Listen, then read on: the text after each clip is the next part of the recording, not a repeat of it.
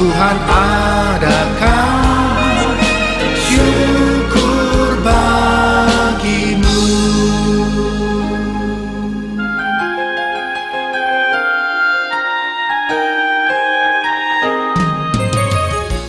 Now, look at verse 21. Ya, tolong perhatikan ayat 21. Kejadian 1 21. Verse 21 says, all these animals, he said, he created after its kind. After its kind. Ayat 21.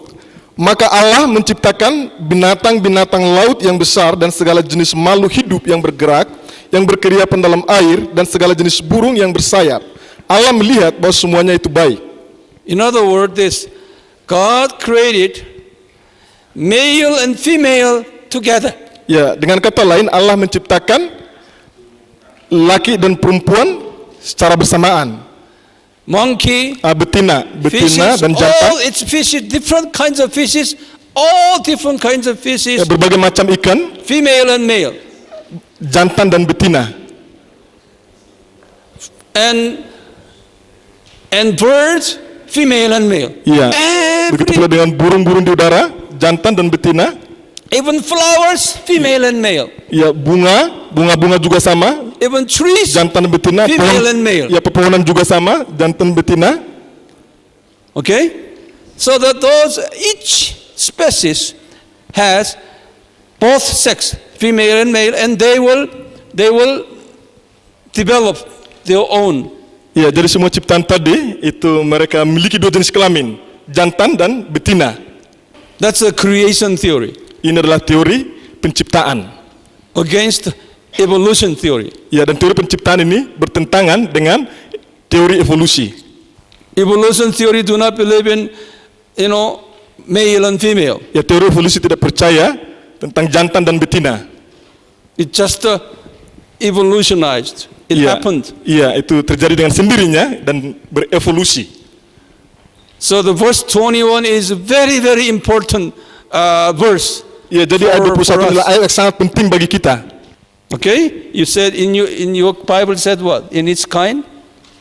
Maka Allah menciptakan binatang-binatang laut yang besar dan segala jenis, maksudnya segala jenis. Segala jenis? Ya, segala jenis makhluk. Underline that. Ya, tolong garis Very bawahi. powerful word. Segala jenis makhluk. Yeah, after its kind. Maksud dari segala jenis itu semua udah disiapkan, semua udah lengkap itu. Jadi maksud dari Dr. Wang adalah teori evolusi bertentangan dengan teori penciptaan.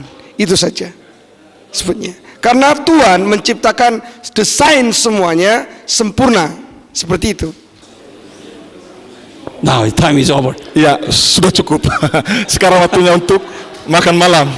Ya, terima kasih. Baik, minta maaf semuanya, dan ini the first seminar, dan kita just educate, semua relax, and intermezzonya seperti itu. Oke? Huh? Ya, sebagaimana kita telah membagikan buku panduan, yaitu yang ada pada Bapak Ibu Saudara. Yeah.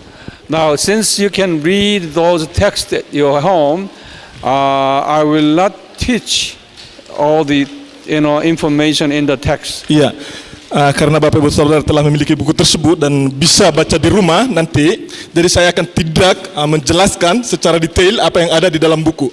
Jadi saya akan menjelaskan topik yang lain.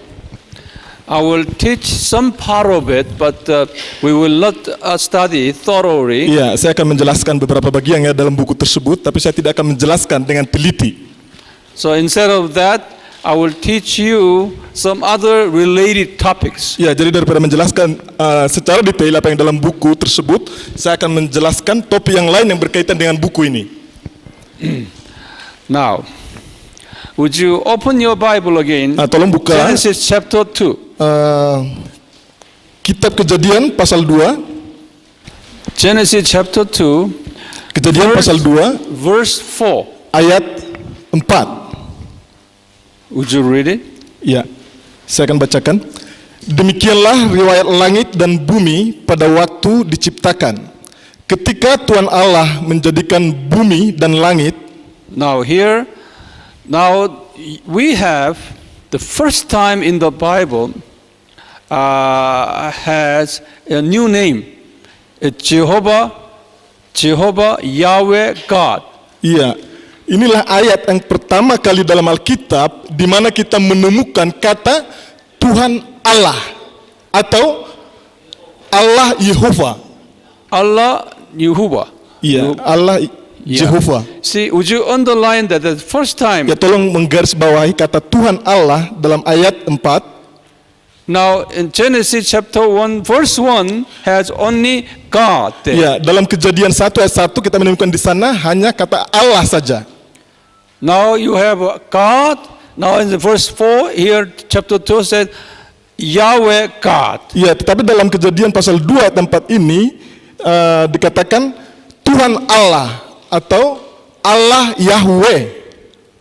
It's a different expression there. Jadi kita bisa melihat ungkapan yang berbeda, ekspresi atau penjelasan yang berbeda dalam Kejadian 1 ayat 1 dan Kejadian 2 ayat 4 ini. And from that moment, Ya, dan mulai dari verse ayat yang 4, keempat ini, all the way in the Old Testament, ya seterusnya mulai dari Kejadian pasal 2 ayat 4 seterusnya di dalam Perjanjian Lama, that Yahweh God name appears. ya itu nama Tuhan Allah yang banyak kali kita temukan. Okay, now I will explain you who the Yahweh God is. Jadi saya akan menjelaskan siapa Tuhan Allah. I'll write down in English first. It's say Ya, saya akan It's not menulis English. dalam bahasa Inggris. just copy this Yahweh. Ya, tolong tulis Yahweh. Yahweh. Or this one Jehovah. Atau Jehovah.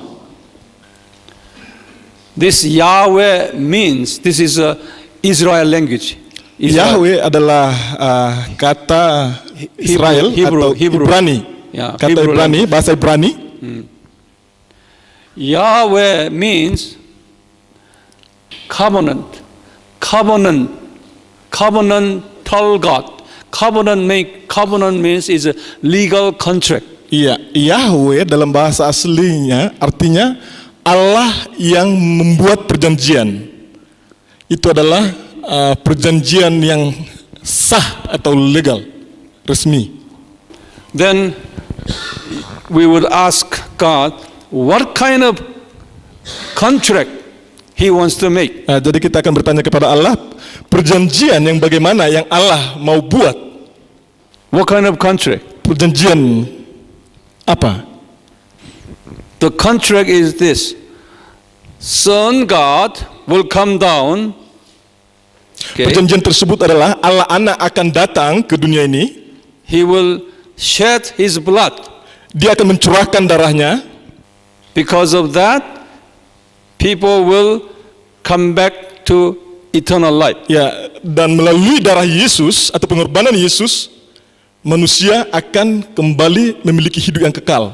So this Jehovah God made a covenant with Abraham. So we call Abrahamic Ya, covenant. jadi Allah Yehova mengadakan atau membuat perjanjian dengan Abraham. Ini disebut dengan perjanjian Abraham. And also Mosaic covenant, Dan juga perjanjian Musa, and David. perjanjian Daud. So this God, his name is Yahweh, means contract. Jadi, Legal contract making God. ya, Yahweh artinya Allah yang membuat perjanjian. The problem comes here.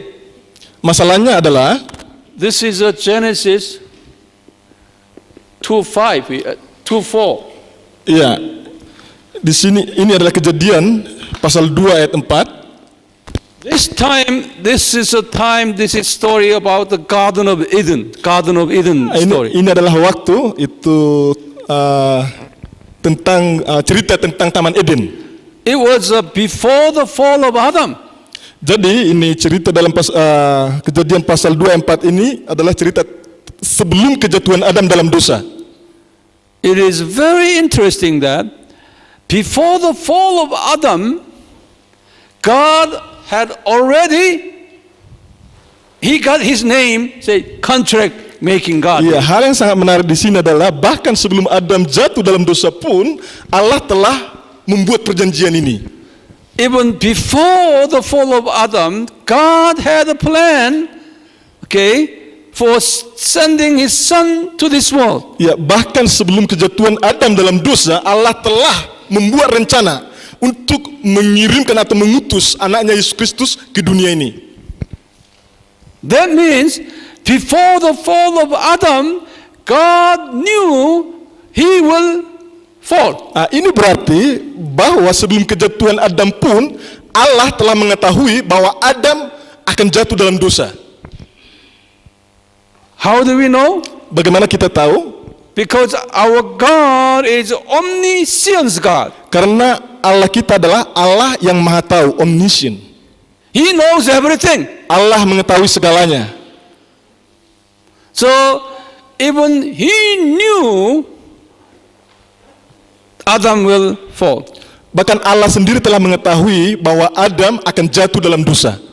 That's why before the fall he had name Yahweh. Itu sebabnya bahkan sebelum kejatuhan Adam pun Allah telah menyatakan namanya sebagai Yahweh. Tadi arti Yahweh adalah Allah yang membuat perjanjian. The Yahweh means you have to, when you read Yahweh, we have to smell the blood of Jesus Christ there. Ya, jadi ketika kita membaca kata Yahweh dalam Alkitab, kita perlu merenungkan arti dari kata Yahweh tersebut, yaitu itu berkaitan dengan darah Yesus Kristus. Here in Genesis 2:4, he said, I am Yahweh God. Ya, dalam Kejadian 2:4, Yesus berkata, aku adalah Allah Yahweh. Yeah, let me write this one in Hebrew, Yahweh Ya, Elohim. ya, saya menulis di sini dalam bahasa Ibrani, Yahweh Elohim. That's the original word. Ya, ini adalah kata aslinya, itu Allah, Tuhan Allah. You can Itu write dalam bahasa down. aslinya adalah Yahweh Elohim. In the same, but you say in Indonesian, your word, not Yahweh. What is it? What Allah? Yahweh is what? In verse Yahweh 2. dalam bahasa Yes, 2 verse 2. Tuhan Allah, ya Pak ya. Tuhan Allah itu dalam bahasa Indonesia diterjemahkan Tuhan Allah. Tetapi dalam bahasa aslinya itu adalah Yahweh Elohim. This is a Tuhan Allah is Yahweh Elohim. Ya, jadi di sini dalam terjemahan bahasa Indonesia Tuhan itu adalah Yahweh dan Elohim itu adalah Allah. I see. Okay. So these two words combine this. This God is covenantal God, also creator God. Iya. Jadi kalau kedua kata ini digabungkan yaitu Tuhan dan Allah, ini berarti Allah perjanjian dan Allah pencipta. Iya. Elohim tadi artinya pencipta ya, kita sudah belajar. Jadi Yahweh Elohim itu artinya itu kalau digabungkan bersama-sama Allah yang membuat perjanjian dan Allah pencipta. Okay. Ya, tolong tulis penjelasan ini. Allah perjanjian dan Allah pencipta. Israel people, they could not call God's name. Umat Israel tidak diperbolehkan untuk menyebut nama Allah. Because Allah is so holy. Karena Allah itu bagi mereka itu sangat kudus. So they could not call, because in Ten Commandments it said if you vain my name. Ya, karena dalam ke-10 hukum Taurat di sana ada dikatakan jangan menyebut nama Tuhan Allahmu dengan sembarangan. Yeah. So they could not pronounce. Itu sebabnya mereka tidak boleh Yahweh. menyebutkan secara langsung Yahweh. So they did this. You know, in even your language, this is a vowel here, vowel. Ya, ini ada dua vokal huruf vokal yaitu A dan E. You take this vowel away. Jadi di kedua vokal ini diambil, Now, if it Dicabut. takes away, then you have sehingga semuanya Like huruf mati. YH, WH. yeah. So in their Bible, it expresses this. Ya, jadi dalam kitab suci Israel itu, vowel. iya, itu hanya ditulis YH, WH. So when they read Bible, Jadi ketika umat Israel membaca ini perjanjian lama, this one comes, and they stop. ketika muncul itu kata Yahweh ini, mereka berhenti dan mereka menundukkan kepala sebagai tanda hormat. Instead of stop, talking, stop pronouncing, they bowed. Ya, jadi daripada mengucapkan kata Allah ini, mereka diam tetapi menunduk. So have you seen Jewish people in Jerusalem even today? Iya, apakah pernah melihat orang Yahudi di Yerusalem itu sampai saat ini mereka masih melakukan seperti ini? They have Bible Iya, jadi ketika mereka menemukan kata Yahweh ini dalam like that. perjanjian Have lama, you seen them? iya mereka ini menundukkan kepala sebagai tanda hormat. Yeah, that's the way. They could not pronounce God's name. Iya, mereka tidak boleh itu menyebutkan nama Allah. Later, Jewish people, they changed this one to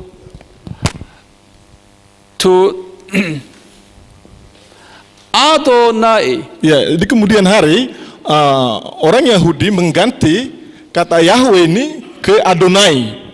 So now they can pronounce. Jadi sekarang mereka bisa menyebut Adonai. Adonai means it's a mighty powerful God. Adonai artinya Allah yang maha kuasa. Adonai artinya Allah yang maha kuasa.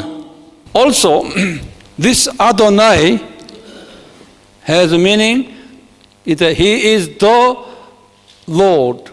Ya, dan It's a Adonai ini juga memiliki arti lain yaitu Tuhan. capital letter L. Ya, huruf besar L. The Lord. Ya, Tuhan.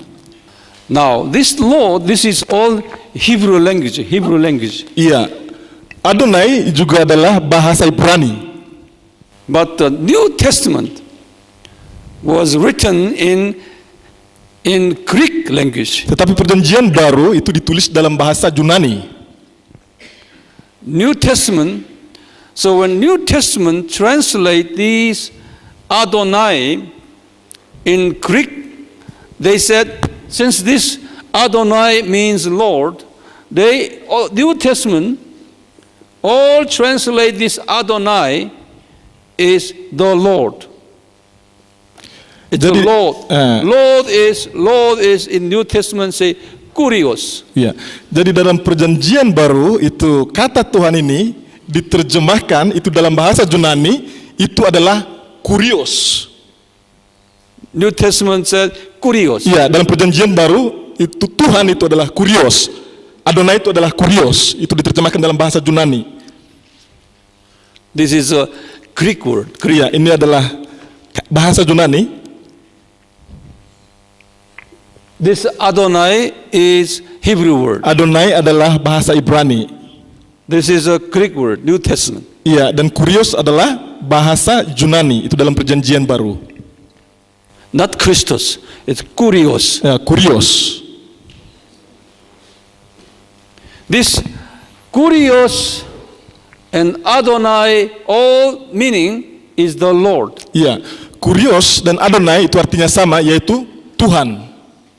So when you read English Bible, Ketika saudara membaca Alkitab dalam bahasa Inggris, even Old Testament, bahkan dalam perjanjian lama, you cannot find Jehovah. You cannot find this. In the Old Testament, all this Jehovah translated into the Lord in the Old Testament in English. iya, jadi dalam terjemahan bahasa Inggris semua kata ini yaitu Yahweh, Jehovah itu diterjemahkan semuanya adalah the Lord, atau dalam bahasa Indonesia Tuhan. And also in the New Testament, also the Lord in English. Iya, dalam perjanjian baru juga itu dalam terjemahan Alkitab bahasa Inggris juga diterjemahkan sama, the Lord atau Tuhan. Okay? Your language translate what? The Lord. Yes, the Lord. Lord, same Lord? Same Lord. Ya, From benar ya, dalam pronounce perjanjian the lama Lord? juga Tuhan, dalam perjanjian baru juga Tuhan, sama ya. So that Lord is who? That Lord actually is Yahweh. Jadi Tuhan ini menunjuk kepada Yahweh, itu sama, Tuhan dan Yahweh. Are you with me? Mana bisa mengerti? Huh? Iya, the Lord itu Tuhan.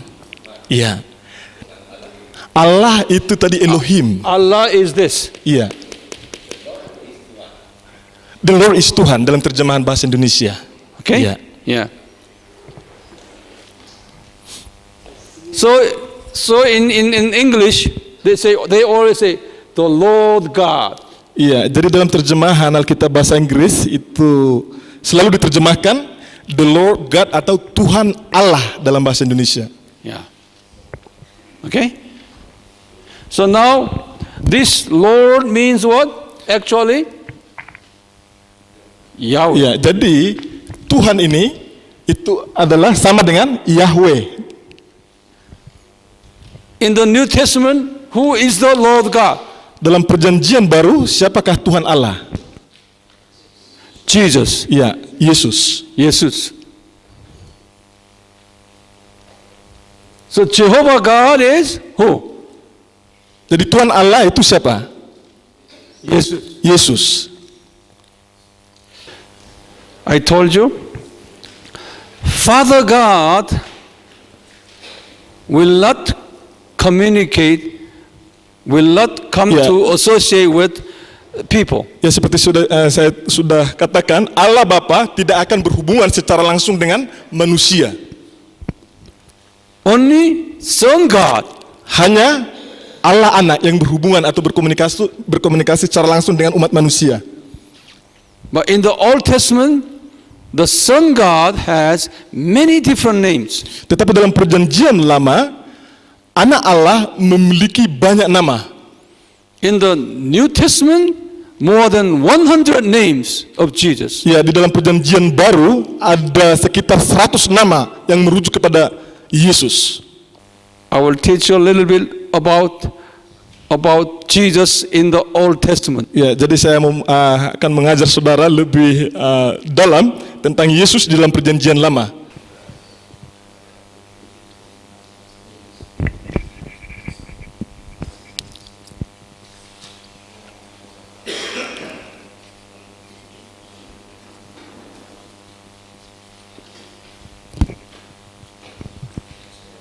He was 30 years old, and 31, 32, about 33 years old. It's like that in this period. Okay? Ya, jadi Yesus berumur sekitar 30 tahun ketika dia mulai pelayanannya, dan dia meninggal pada umur 33 tahun. You know, 3 years public ministry means this is the first year, this is the second year, third year. Ya, 3 tahun pelayanan Yesus itu artinya dari tahun 30 ke 31, itu adalah 1 tahun pertama pelayanan Yesus, dari tahun 31 sampai tahun 32, tahun kedua, dan dari tahun 32 ke tahun 33 itu adalah tahun ketiga pelayanan Yesus. This period. Ya, dari tahun 26 sampai tahun 30, bukan dari tahun 30 ke tahun 33 ya. Umurnya, ya ini umurnya. Jadi pelayanan Yesus itu dari tahun 26 sampai tahun 30. Jadi ini apa? Ketika Yesus berumur 30 tahun ke sini itu 1 tahun pelayanan ya. Ya, dari 31 ke 32 tahun kedua pelayanannya, dari tahun 32 umur 32 ke 33 itu pelayanan tahun yang ketiga, pelayanan Yesus dan tahun yang ketiga. Now,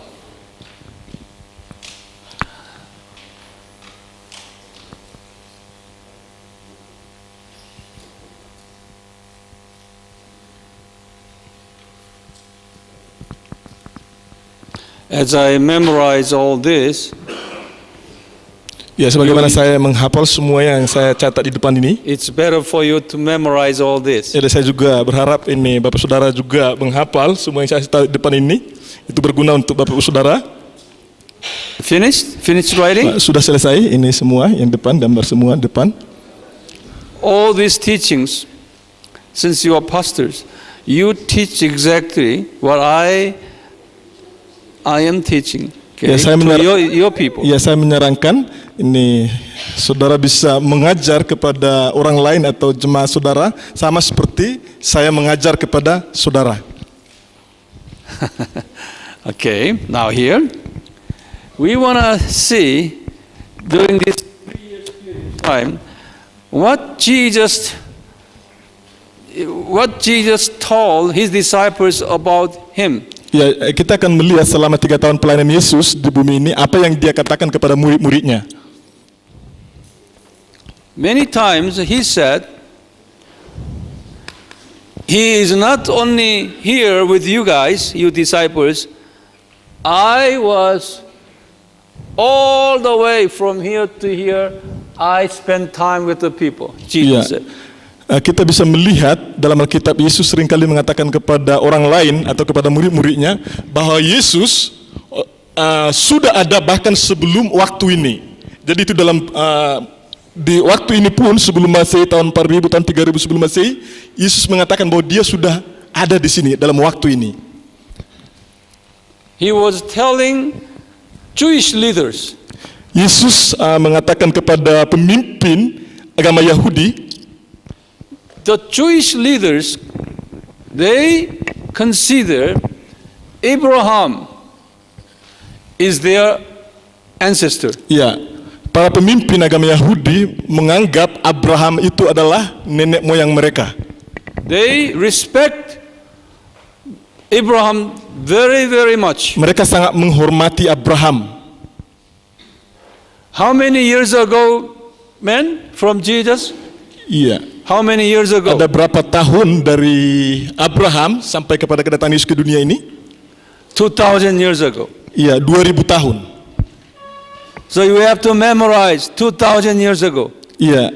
Jadi saudara perlu mengingat itu sekitar 2000 tahun dari Abraham sampai dengan Yesus Kristus, kedatangan Yesus Kristus. Moses 1500 years ago. Iya, Musa sampai Musa itu 1500 tahun. David 1000 years ago. Daud 1000 tahun yang lalu. All these prophets right here. Ya, semua ini zaman nabi-nabi ini dari tahun 850 all the way to 400. Iya, sampai tahun 400 sebelum Masehi. You have to have this figure in your head. Ya, jadi saudara perlu ini mengerti semua konsep ini di dalam ya pengertian saudara. Then you can understand what Jesus said. Jadi sehingga saudara bisa mengerti apa yang Yesus maksudkan di sini. Now, Jesus told his Jewish leaders, he said that you, Jewish leaders, Yesus mengatakan kepada para pemimpin Yahudi, I and Abraham, we had a time together. Iya, aku dan Abraham kami telah bersama-sama. And even Abraham saw me and we had a good time together. Ya, Abraham melihat hari-hariku dan kami memiliki waktu bersama-sama. That was about when he was about 31 years old. Ya, Yesus mengatakan ini kepada para pemimpin Yahudi ketika dia berumur 30 tahun. And Jewish leaders was very angry at Jesus. Dan para pemimpin Yahudi begitu marah terhadap Yesus. How could you young man, how could you see and you spend time together with our great father? Ya, mereka mengatakan bagaimana mungkin engkau yang berumur 30 tahun sekarang ini bisa bersama-sama dengan Abraham yang hidup 2000 tahun yang lalu. And they said this, you young man, you are not even 50 years old. Iya, kamu belum mencapai usia 50 tahun. And Jesus said this, I was even before the Abraham. Iya, dan Yesus menjawab kepada para pemimpin Yahudi, sebelum Abraham jadi, aku sudah ada. You look at me as a young man, Ya, mungkin kalian melihat saya sebagai yang berumur muda. he said, I existed even before the creation, he Dan said. Yesus mengatakan, saya sudah ada bahkan sebelum penciptaan. You want to read the Bible? Ya, saudara mau membaca Alkitab? Huh? Where in the Bible? Ya, di mana Yesus mengatakan tentang hal ini dalam Alkitab? Ya, John 8. John. Yeah, open John. Ya, mari kita membuka Yohanes pasal 8. John 8, Yohanes pasal 8 56. ayat 56. Just one step by step. You write down John 8:56. Write down Ya, on tolong your tulis Yohanes write down 8 on your ayat note. 56. You have to memorize this verse. Ya, dalam catatan saudara, Yohanes 8 ayat 56. Would you read it until 59? 56. Ya. Yohanes 8 ayat 56 sampai 59. Abraham bapamu bersuka cita bahwa ia akan melihat hariku, dan ia telah melihatnya dan ia bersuka cita. Maka kata orang-orang Yahudi itu kepadanya, umurmu belum sampai 50 tahun dan engkau telah melihat Abraham? Kata Yesus kepada mereka, aku berkata kepadamu, sesungguhnya sebelum Abraham jadi, aku telah ada. Lalu mereka mengambil batu untuk melempari dia, tetapi Yesus menghilang dan meninggalkan bait Allah. Now, then we have another problem here. Ya, ada masalah lain di sini. Abraham's stories are in Genesis chapter 12 and all the way. Ya, cerita Abraham itu dicatat dalam Kejadian pasal 12 dan selanjutnya. As we read the Bible, there's a no name Jesus inside there. Ya, sebagaimana kita membaca itu Kejadian pasal 12, kita tidak menemukan di sana nama Yesus. Abraham did not see Jesus in the Bible there. Abraham tidak melihat Yesus di dalam Kejadian pasal 12. But Abraham he was called by whom? Jehovah God. Tapi Abraham dia dipanggil oleh Tuhan Allah. And he dialogued with Jehovah God. Dan Abraham itu bercakap-cakap dengan Tuhan Allah. He did not dialogue with Jesus. Abraham tidak bercakap-cakap dengan Yesus. But Jesus said that Jehovah God is me. He said that. Tapi Yesus mengatakan Tuhan Allah itu adalah aku. If Jesus is a liar, then he is subject to be killed by Jewish people. Ya, jika Yesus adalah pembohong, maka dia harus dan pasti dibunuh oleh orang Yahudi. There are two choices, whether he lied to them or he spoke truth. Ya, hanya ada dua pilihan. Yesus yang pertama, Yesus pembohong atau Yesus mengatakan kebenaran. So Jehovah God is who? In the New Jadi Testament? Tuhan Allah itu siapa di dalam perjanjian baru? Jesus. Yesus. There are many pastors, many theologians cannot see this. Ada banyak pendeta dan ahli teologi, mereka tidak bisa They only see melihat Jesus. tentang hal ini. Only Jesus in the New Testament. Mereka hanya bisa melihat Yesus di dalam perjanjian baru. And then they say Jehovah God in the Old Testament is Father God. Ya, dan mereka mengatakan bahwa Tuhan Allah di dalam perjanjian lama itu adalah Allah Bapa. Especially the Islam, country people. Khususnya negara Indonesia adalah negara Muslim. And even many Muslim, country Christians consider Allah is the same Father God in Christian, Christian God. It's not the same God. Ya, bahkan banyak orang Kristen yang khususnya negara-negara Muslim, mereka berpikir bahwa Allah Bapa dan Allah yang mereka sembah itu sama. Many religious pluralism believers, liberal Christians, believe that. Ya, banyak penganut atau pengikut pluralisme agama percaya seperti itu. The totally different God. Tetapi ini sama sekali berbeda. I'll tell you about that tomorrow. Nah, saya akan menjelaskan hal ini besok. Okay. Let's look at here Moses. Ya, mari kita melihat Musa. Whether Jesus spent time with Moses or not. Apakah Musa menghabiskan waktu bersama dengan Yesus atau tidak? Where in the Bible? Di mana dalam Alkitab? Our brother Paul. Ya, saudara kita Paul dari Malaysia. Okay, I'll tell you. Ya, saya Hebrews ya chapter 11. dalam kitab Ibrani pasal 11. 20. Ibrani Hebrews pasal chapter 11 12. ayat 24 sampai 26. Ibrani 11 Okay, yeah. ayat 24 sampai 26. Karena iman, maka Musa setelah dewasa menolak disebut anak putri Firaun, karena ia lebih suka menderita sengsara dengan umat Allah daripada untuk sementara menikmati kesenangan dari dosa. Ia menganggap penghinaan karena Kristus sebagai kekayaan yang lebih besar daripada semua harta Mesir, sebab pandangannya ia arahkan kepada upah. Here again, Moses left Egyptian king's palace because Christ, Jesus appeared to him to depart. Ya, di sini dijelaskan bahwa Musa meninggalkan istana Mesir karena Yesus menyatakan diri kepada Musa dan menyuruh Musa meninggalkan istana Firaun. But in the Bible said, Moses left Egyptian captivity, Egyptian palace because he killed Egyptian. Ya, memang kita melihat dalam Alkitab dalam cerita Musa itu di sini dijelaskan Musa meninggalkan istana Mesir karena dia membunuh orang Mesir.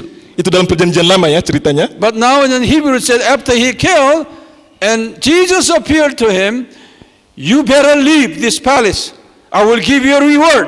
Ya, tetapi dalam perjanjian baru dalam kitab Ibrani ini dijelaskan setelah Musa membunuh itu orang Mesir, Yesus menampakkan diri kepada Musa dan Yesus menyuruh Musa untuk meninggalkan istana Mesir.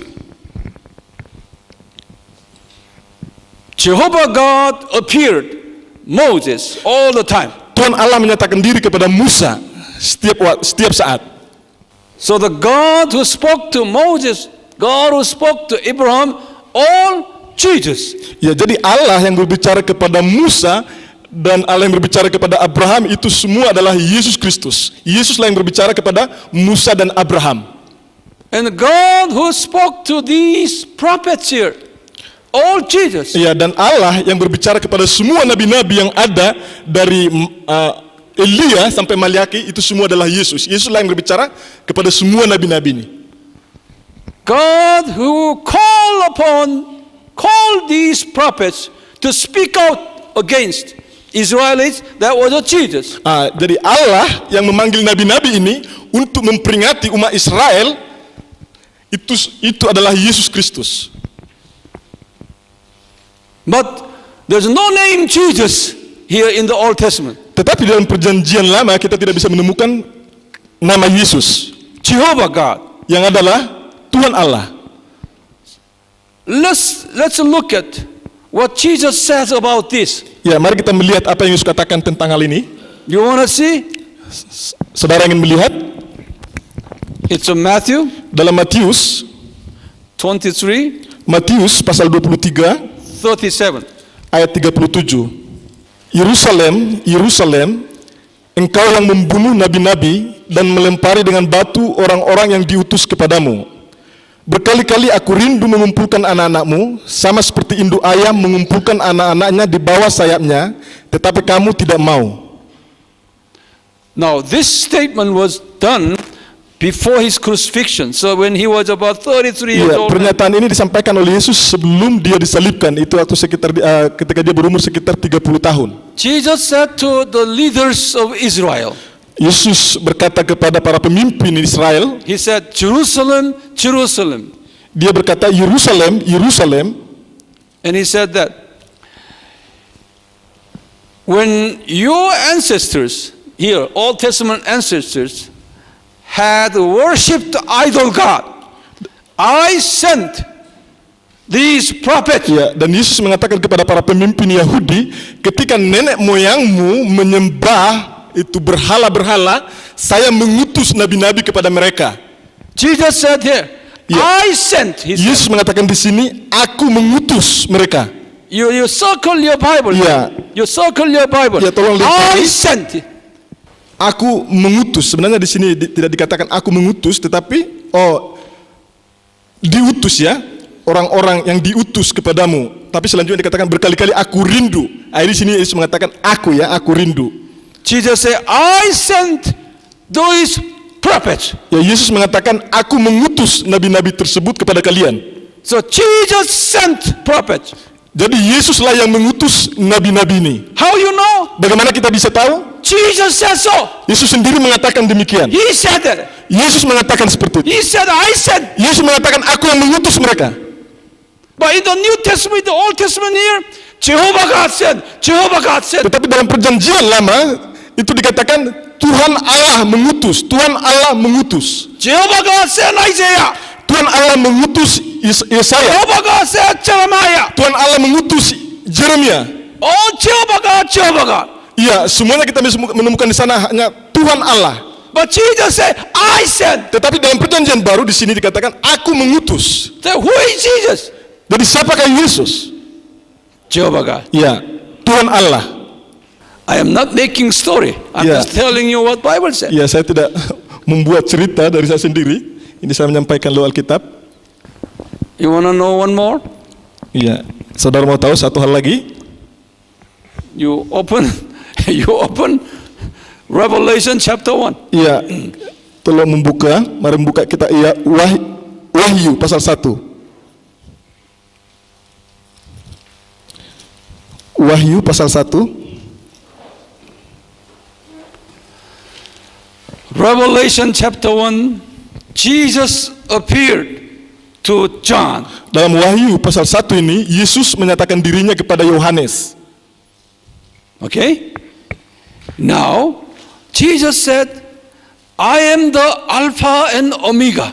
Yesus mengatakan, aku adalah Alfa dan Omega. Where is it? Di mana? Dalam You look at Wahyu pasal verse 1. 8. You look at verse 8. Iya. Ya, dalam ayat 8. You have verse 8. Ya, ayat 8. Wahyu 1 ayat 8. Alpha and Omega means I am the beginner of history and ender of history. Iya, Alfa dan Omega artinya Yesuslah yang memulai sejarah dan dia juga yang akan mengakhiri sejarah. Then you continue read verse 17. Iya, dan ketika kita melanjutkan membaca ayat 17, Would you read it? ayat 17, ketika aku melihat dia, tersungkurlah aku di depan kakinya sama seperti orang yang mati. Tetapi ia meletakkan tangan kanannya di atasku lalu berkata, jangan takut, aku adalah yang awal dan yang akhir. Do you have Alpha and Omega there too? Yes, I am the beginner iya, the beginner, and then I am the ender. the ender. Yang awal dan yang akhir. Tapi dalam ayat yang sebelumnya tadi ada 8, Alfa dan Omega. Di sini yang awal dan yang akhir. You see here, because of the revelation is an ending story. That's why he said, I am the Alpha, now I am an ender. Iya, karena Wahyu adalah kitab kitab penutup ya dalam Alkitab. And now you just turn to chapter 22, which is the last chapter Iya. of the Bible. Mari kita melihat Wahyu pasal 22. Itu adalah pasal yang terakhir. Wahyu pasal 22. After he has given all this revelation, and he said, John, I am the Alpha and Omega again. Ya, setelah Yesus memberikan semua wahyu ini kepada Yohanes, sekali lagi Yesus mengatakan dalam Wahyu pasal 22, aku adalah Alfa dan Omega. Where is it? What verse? Ayat berapa? 1:3. Ya, ayat 13. Would you underline that? Ya, tolong menggarisbawahi Alfa dan Omega. Kita sudah belajar tentang the essence of Christianity atau intisari dari kekristenan.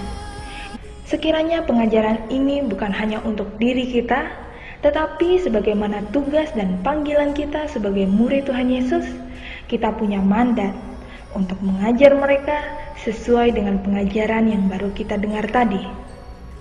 Saya yakin dan percaya akan ada banyak jiwa yang datang pada Tuhan dan hidup kita akan semakin diberkati. Terima kasih, Tuhan memberkati.